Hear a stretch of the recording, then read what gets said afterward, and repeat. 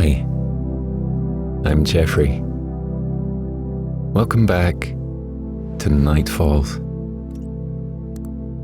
Come, settle in for tonight's calming meditation and soothing bedtime story. As always, don't worry if you fall asleep before the end. You can drift off whenever you're ready. Join me beside the campfire as I tell you the story of a young woman called Ray. Ray has always been a free spirit, and just as I spent my younger years backpacking across the globe, so too did she.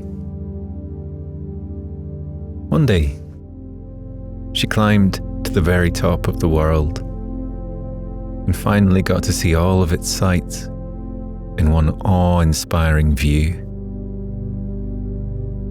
Drift above everything and everyone tonight and leave the bustle of daily life in your wake as you settle in for Ray's tale.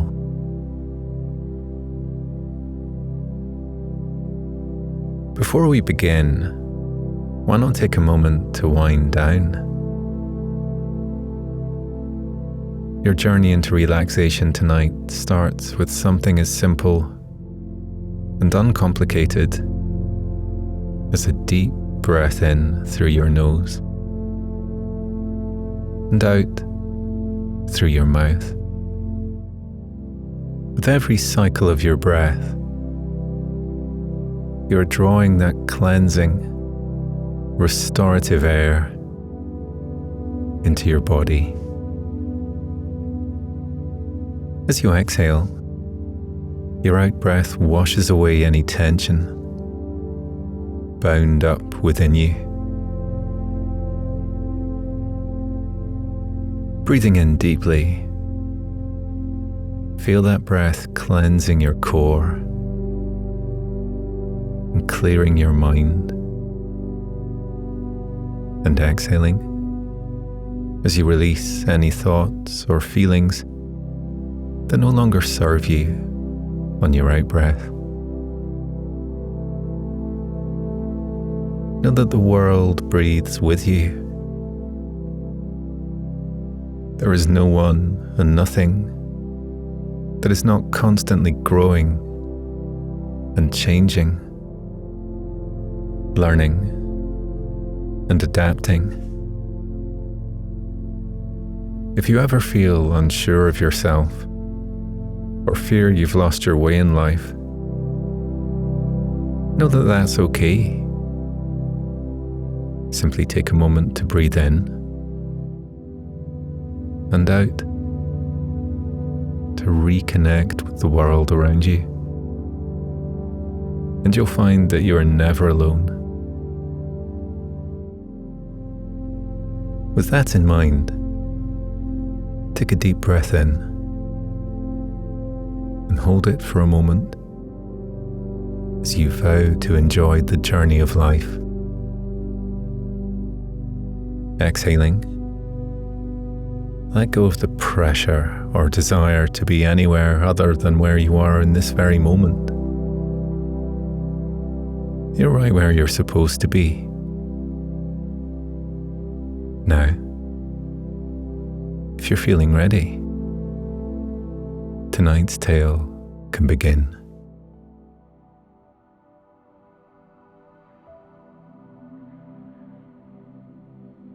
The top of the world. What a beautiful notion.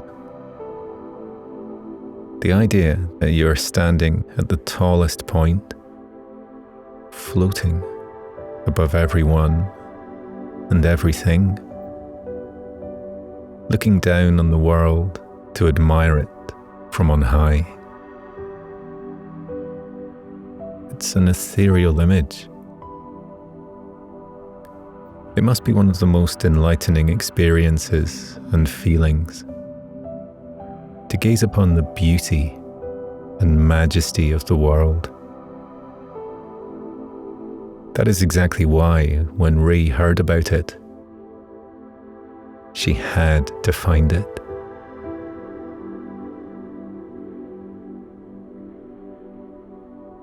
Ray had always longed to see the world. She liked her home in a quaint town in England, but she knew that there was so much more out there, waiting to be explored. Every country has its own charm, history, people and customs, and she wanted to see it all. She wanted to wander around every city and ride horses in the Australian outback. She dreamt of visiting the 7 wonders of the world and swimming with wild dolphins. She longed to walk along the Great Wall of China and ride camels through the desert. Every incredible thing that was out there in the world, she wanted to see it. As soon as she had saved up enough money, she set off on her quest to travel around the world. It was whilst in Tibet with Buddhist monks that she heard about this legendary place, the top of the world. She had spent several months at a Buddhist retreat, learning their ways, following their schedule, and spending her days meditating and studying. She wanted to learn how to appreciate everything more and find solace in her own mind and being.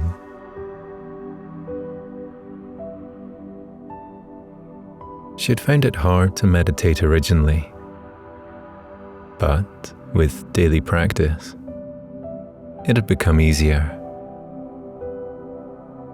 Focusing on her breath helped her to calm her mind, but she could only ever hold on to it for a few minutes before she would start thinking about what she was going to eat for lunch that day. As Ray often declared, she had an adventurous spirit and a curious mind that couldn't easily be shut off. She was always thinking ahead to the next thing.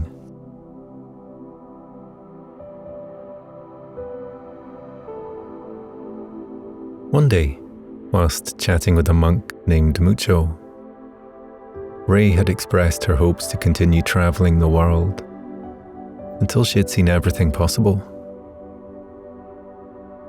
Only then would she feel like she had lived a fulfilling and happy life.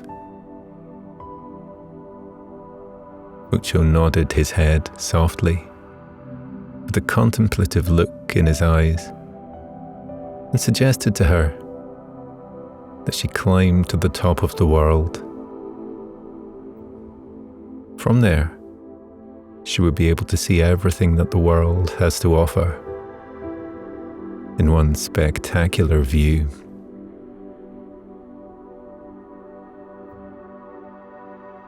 Ray had taken the directions from him and left the Buddhist monastery the next week to go out in search of this place that Mucho named the top of the world. She knew that she surely wouldn't be able to see the whole world from this mysterious viewpoint, but by the sound of it, it would be a magnificent view and a true accolade to make it there anyway. Now, here she was, several weeks later, after numerous flights, traipsing through villages, asking for directions from locals, and trekking through forest land to find her way to the base of a mountain. She'd been told that by climbing this mountain, she would reach the top of the world. The mountain's summit was so high that the clouds could be seen floating around it, like white, fluffy orbs. Although she could see the peak of the mountain poking out at the top. So perhaps this viewpoint wasn't quite so high after all. There was no way that it could be the top of the world, as Mucho had declared.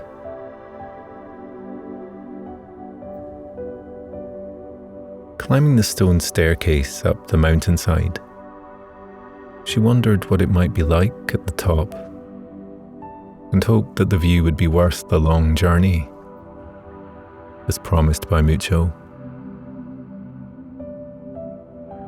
She slowly started to climb up the staircase, counting as she went. 1, 2, 3, 4, 5, 6. With every step, she could feel a pulling sensation guiding her up the stone staircase. It felt as if she had grown invisible wings that lifted her up off her feet and allowed her to float on air up the mountainside.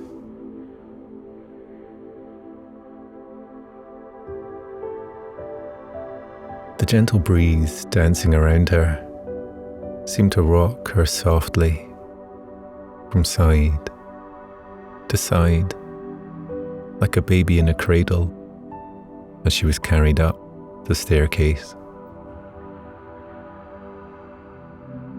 Eventually, as the top of the steps came into sight, she felt her heart grow warm with delight. She was so close. She was about to witness what she had been told about and dreamed of for weeks now. She counted down the remaining steps in her head. 10, 9, 8, 7, 6, 5, 4, 3, 2, 1. She had made it. Pulling her rucksack off her back and placing it down on the ground, she walked several steps onto the flat mountain top before turning around to admire the view. As she gazed over the edge of the mountain, down to earth, she gasped in disbelief. She could hardly believe her eyes. This place had been dubbed the top of the world for a reason. Miraculously, from up here, she could see what appeared to be every country in the world, in all of their splendor. She could spot the Statue of Liberty peeping out from between the buildings of New York City. And she could see the vast deserts of Asia, spanning for thousands of miles before reaching civilization. There was the Sydney Opera House, and the nearby harbour with its giant boats. And there was the Eiffel Tower, with people drinking coffee and eating pastries outside cafes nearby. The 7 wonders of the world were there to behold before her eyes, all at once. The Great Pyramid of Giza, the Hanging Gardens of Babylon, and the statue of Zeus at Olympia were all there, right in front of her eyes. She was even sure that she could spot her own hometown in England from afar. She didn't know how any of this could be possible, but she didn't really care. It truly was a miraculous view.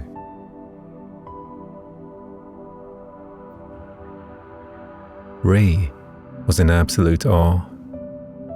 She dropped to her knees and sat down next to her rucksack, never taking her eyes off the view for a moment. A part of her wondered if it would all disappear the moment she looked away,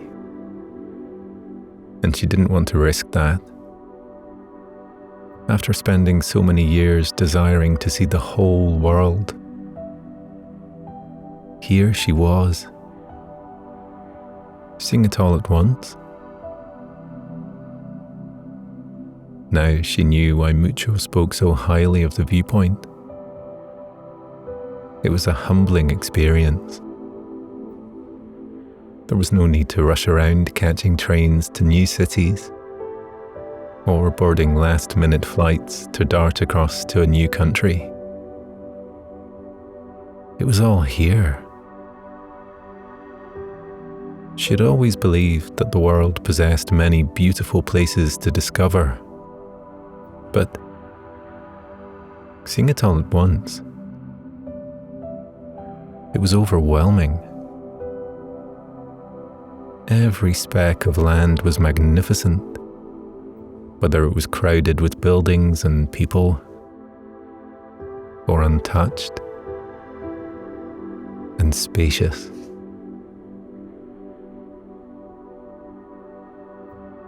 She understood now why Mucho had spoken so highly of this place, and also why it wasn't too well known. If too many people knew about it, it would be ruined.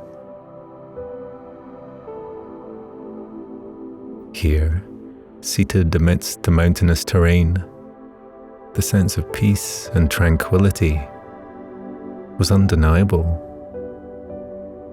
Ray sat for hours and hours watching the world go by. As day turned into night, she grew weary and knew that she must rest. But she was concerned that the view may somehow not be here when she woke. After all, this was surely a miracle that she was witnessing. Miracles were fleeting and secretive. As the sky grew dark and stars began to twinkle above her, she pulled her sleeping bag out of her rucksack and fastened herself up tightly in it. Tucked in snugly, she laid her head on top of her bag and continued to gaze down at the view below her until her eyes could stay open no longer, and she succumbed to the allure of sleep. It felt like night left as soon as it arrived, and almost as soon as she had shut her eyes, dawn was breaking yet again. She watched the golden sunrise of the morning as it climbed and swept over the rocky peaks, all the way up to the spot where she laid, basking her in the warmest light.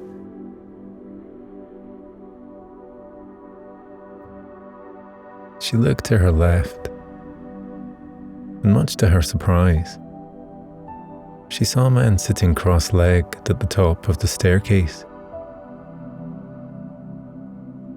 His eyes were closed, and his hands were gently resting on the tops of his knees. His greying hair ruffled in the breeze, and the fine lines on his face seemed to relax and unfold with each breath he took.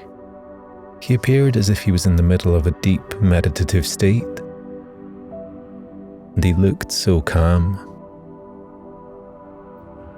He did not take notice of her, but continued to focus on his breath, breathing in the cool morning air, holding it within him for a few seconds, and then slowly releasing the breath back out through his nose. She watched as his stomach rose with each inhale and deflated with each exhale. He was lost in the simplicity of breathing and being.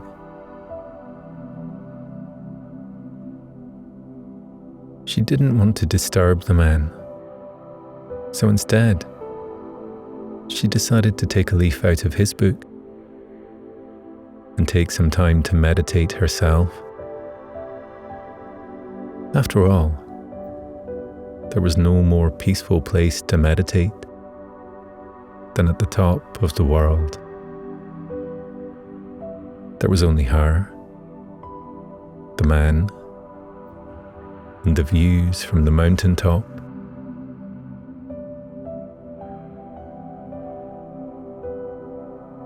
Closing her eyes, she felt the glow and heat of the morning sun massage her eyelids, as if she were wearing a soothing, heated eye mask. This was better than any spa treatment she had had. She took a deep inhale, filling her lungs and raising her shoulders all the way up to her ears. And as she exhaled, she released the tension she was holding and allowed her shoulders to melt all the way back down, feeling her shoulder blades relax. She repeated this motion a couple of times until she felt like her muscles no longer held the tension left behind by her rucksack straps. Her shoulder muscles felt renewed. Copying the man, she rested her hands on top of her knees, allowing her fingers to spread and softly clasp around her kneecaps. She wiggled her fingers briefly and then let them settle into a natural state. With her eyes closed, sitting up tall in the cross-legged position, she began breathing in through her nose, feeling the air invigorate her lungs and energize her body. And then, as she breathed out, she felt it all slip away, relieving her entire body of all tension and expectation. She continued to do this for quite a while, focusing on the breath and not much else. Her mind felt quiet and content. Her body thanked her for taking the time to check in and heal. And after a while, she almost felt like she was floating. She was unaware of anything around her. She couldn't even feel the ground beneath her legs anymore. She felt as light as air, in body, mind, and spirit. It was an enlightening feeling, with nothing to distract her and nowhere to be. She became lost in the feeling, and it was blissful. When she eventually came back to her body and her consciousness, she didn't know how long she had been sitting there. However, it didn't matter. She could have been sitting there for hours, and it would have made no difference. She heard the quiet sound of shuffling, and she looked back to her left to see the mystery man rummaging in the satchel and pulling out a small loaf of bread. He glanced up at her, catching her eye, and smiled. He held up the loaf and said, "Care to join me?" Ray smiled back at the man and moved over to go sit closer to him. She draped her legs over the top step of the mountain staircase and glanced back down at the view below. Every time she took in the picturesque views, they took her breath away. The man tore his loaf in half and handed a piece to Ray. She graciously thanked him and began to pick at the soft, spongy snack. It tasted delightful and reminded her of a sweet bread she had enjoyed from a bakery in France many years ago. It was funny, now that she thought about it. She had proclaimed Paris the most beautiful city she had seen at the time, and the sweet bread the best she had tasted. But now that she sat here at the top of the world, she wondered she could ever have thought it possible to pick one place or moment to declare as the most beautiful. Every moment and every sight she had seen on her way had been remarkable.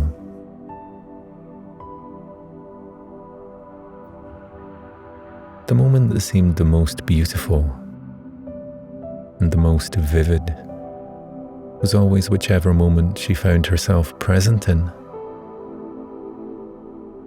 In this moment, on the top of the world, Ray could think of nothing more impressive than the view before her, and nothing more delicious than the simple loaf of bread this stranger had kindly shared with her. "The view is wonderful, isn't it?" Ray proclaimed wistfully to the man, breaking the silence between them. The man continued to look ahead and replied, "Indeed it is. There is no better view than from the top of the world, is there?" She nodded her head in agreement. They sat in silence for several more moments, eating the loaf of bread and admiring the view below. The midday sun had shone through the wispy clouds, revealing a clearer view of what was below. Ray could see the towns and cities below come to life. To the right, where the land was golden and open, she watched as farmers tended to their animals. Market stalls of fresh fruit and vegetables bustled with customers, and children played in the lakes and rivers, laughing and frolicking with delight. It was a simple scene, and it was idyllic. Then, to the left, where the land was greener and decorated with buildings, she saw children climbing trees and chasing each other around parks, whilst elders sat on nearby benches and watched with contentment. Cars weaved in between buildings, taking people to their social events and places of work. People sat outside restaurants eating, drinking, and laughing, and music flowed from the street performers and theatres.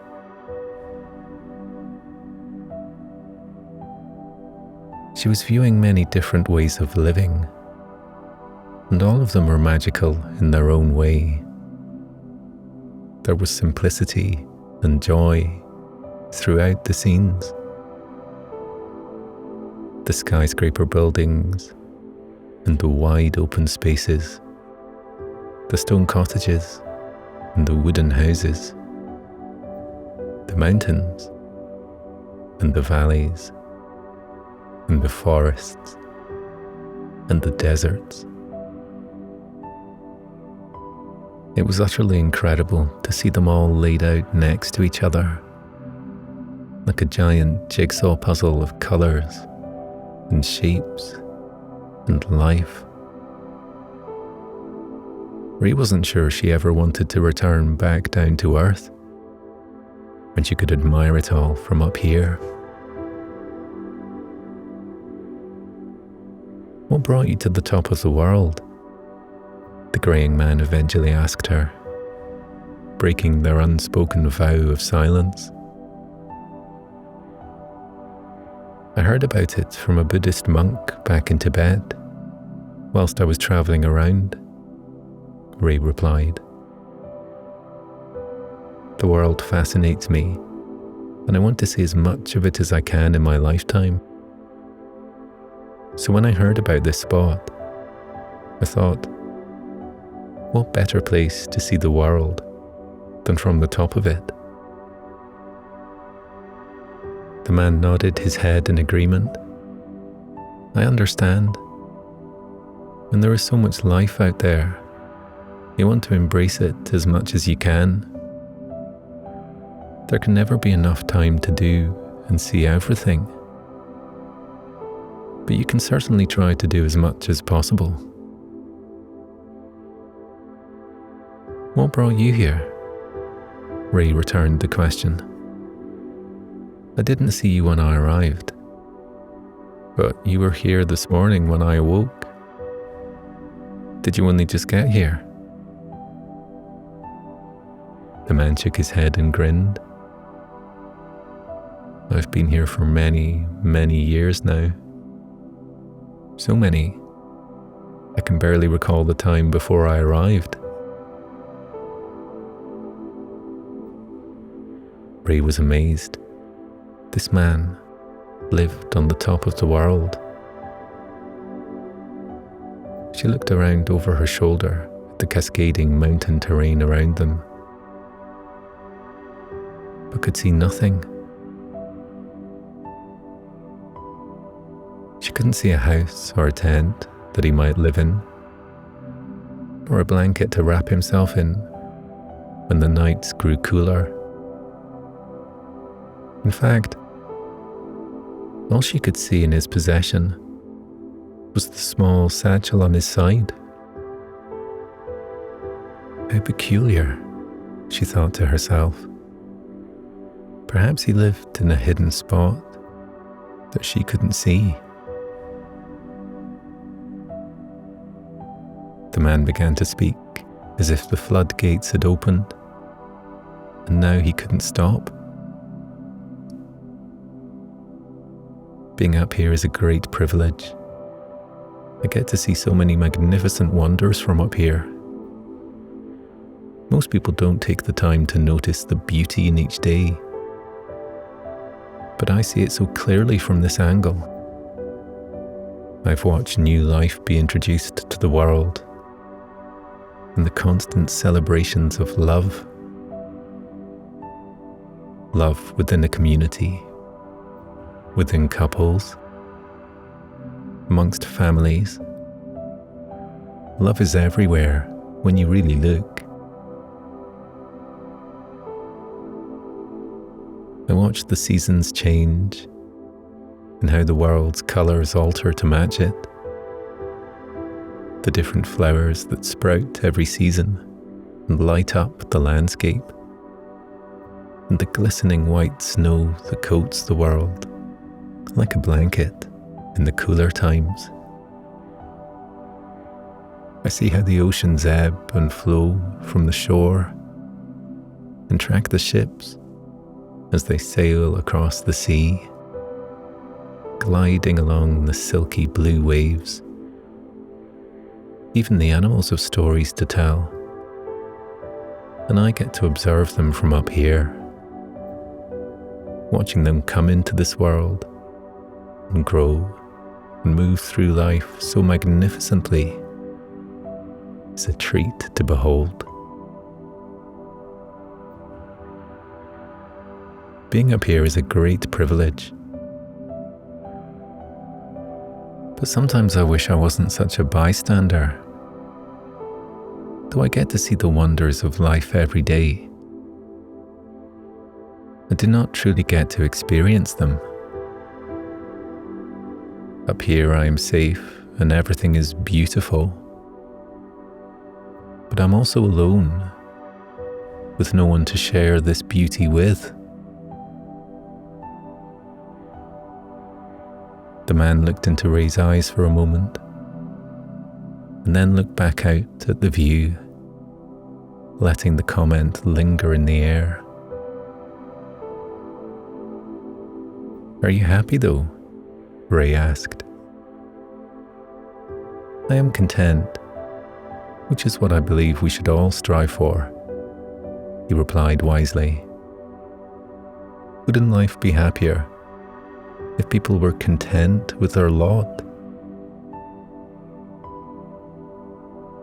Ray thought hard about the question he posed.